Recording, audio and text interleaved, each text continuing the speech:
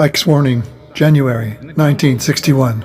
We must guard against. In the councils of government, we must guard against the acquisition of unwarranted influence, whether sought or unsought, by the military-industrial complex. Whether sought or unsought, by the military-industrial complex. Whether sought or unsought, by the military-industrial complex. By the military-industrial complex. So what does it mean? So what does it mean? What does it mean? What is this? What are these?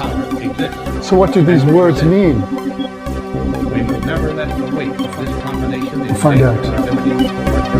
The military-industrial complex and Eisenhower's enigmatic warning stands until today as one of the least understood and most important pronouncements from one of the most powerful soldiers and warriors, a man who was responsible for the lives and deaths of millions of people, warned us now, warned us then.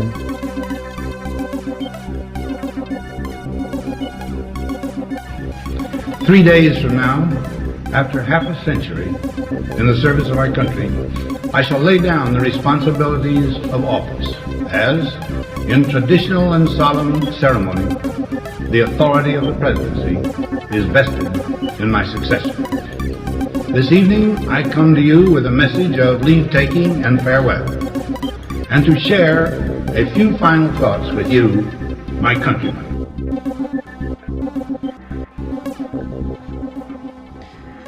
It has taken me the better part of a year to figure out the enigma and the meaning behind the words of Dwight D. Eisenhower in 1961, words that resonate with many people and have many interpretations.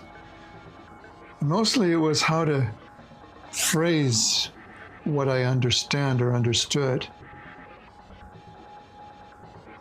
Eisenhower was giving a warning not only to the American people,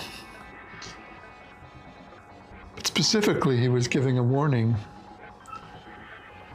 to his successor, John F. Kennedy. Now I'm going to quote the famous paragraph and a half. "In the councils of government, we must guard against the acquisition of unwarranted influence, whether sought or unsought, by the military-industrial complex.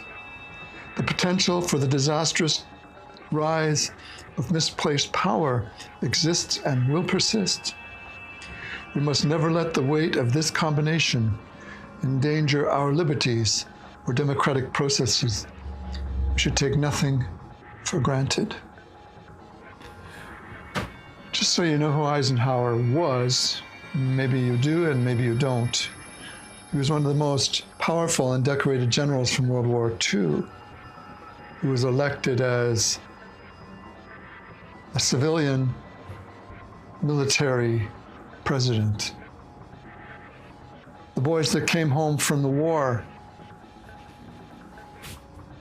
and the military-industrial complex that he spoke of could not stop and could not hide anything from Eisenhower, because he was one of the people on the very inside.